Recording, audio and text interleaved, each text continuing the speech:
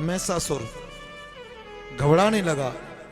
पुनः तत्काल अपनी रणनीति को तैयार करने के लिए सभी सभासदों को बुलाया, सभी अपने मंत्रिमंडल को बुलाया और सबने चिंतन किया। मैसासुर ने आदेश दिया कि जाओ कहो वहां जाकर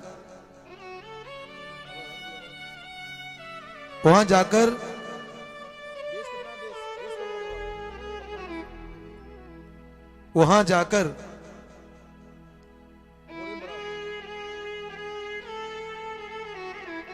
जाने के बाद वास्कल नाम का एक दैत्य है,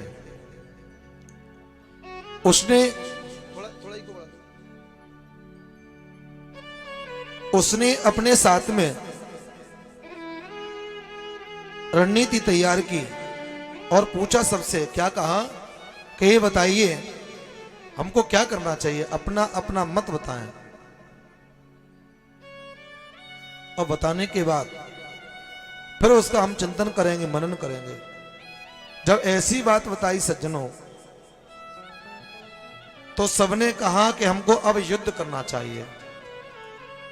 वास्कल कहने लगा कि हे राजा मैसासुर, युद्ध के डर की वजह से तुम यदि छिपे रहोगे तो कायर कहलाओगे। यदि हमको यहाँ पर उससे कुछ विजय प्राप्त करनी है, वो स्त्री कोई साधारण नहीं है। यदि वो हमको स्त्री ललकार रही है युद्ध करने के लिए, तो हमको युद्ध करना चाहिए। यदि कायरता के साथ हम रहेंगे तो हमारा मान सम्मान सब कुछ नष्ट हो जाएगा। अब तो वास्कल वहां पर अपनी सेना को सजाने के बाद वास्कल जा रहा है, ताम्र भी साथ में है। वास्कल जाने लगा। उसी समय वास्कल ने जाते जाते कहा, राजा मैं लौट के आऊं या नहीं आऊं, लेकिन ध्यान रखना युद्ध से पीछे मत हट जाना। यदि हट गए तो तुम कायर कहलाओगे।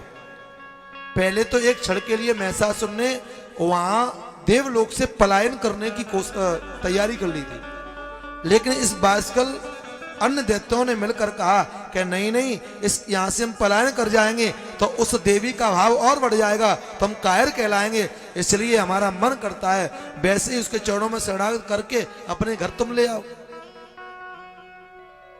मैसासुर ने कहा कि मैंने राजाओं देवताओं इंद्र के ऊपर मैंने राज प्राप्त किया है, उनको मैंने पराजित कर दिया, मैं स्त्री के चरणों में झुकने वाला नहीं।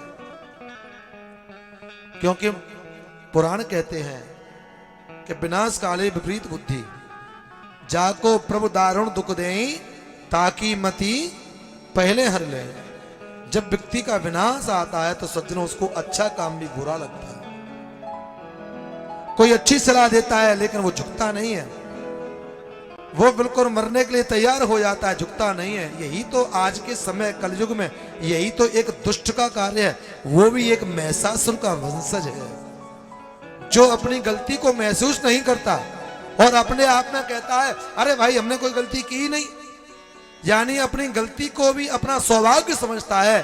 तो ऐसा व्यक्ति अपने पूर्वजों का वंशज नहीं है, वो तो एक दैत्य का वंशज है, मैसासुर का वंशज है, जो अपनी गलती को महसूस नहीं करता, जो अपनी गलती में अच्छा ही ढूंढता है, ये मैंने किया बहुत अच्छा किया।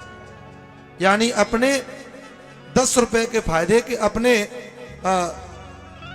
विपक्षी के 10 रुपए के फायदे के लिए और अपने 1 लाख रुपए बर्बाद कर दे, तो वो समझ लेना मैसासुर की उत्पत्ति है। मैसासुर है वो। यानी दूसरे को दुख देने के लिए, भले ही उस दूसरे को 10 रुपए की फायदा हो रही है, एक छोटी सी फायदा हो रही है, और जिस फायदा के लिए वो अपने कारोबार को चौपट कर दे, तो सज्जनों वो कोई मानव नहीं है, वो दैत्य है। यही तो मैया भवानी ने कहा है, वास्कल से कहा, हे वास्कल मैसासुर राजा कैसे बन गया? मुझे नहीं लगता, ये तो दुष्ट पापी है, अत्याचारी है, इसके पास कोई राजकाज की कोई कमी थी। ये मैं नहीं कह रहा, मेरी देवी भागवत कहती है। इसीलिए सत्य का समर्थन करना चाहिए। यदि हमारा साथी या हमारा वंशज या हमारा पूर्वज या हमारा पुत्र या हमारा कोई नाती या हमारा कोई वंशज यदि कहीं गलती करता है तो उसको डांटना चाहिए, उसको बताना चाहिए कि तेरी गलती है ये। यदि ऐसा नहीं करते तो सज्जनों, उसका जो ज्येष्ठ है वो भी एक दत्त कुल का माना जाता है। देवी भागवत कहती है उसकी भी गति नहीं होती।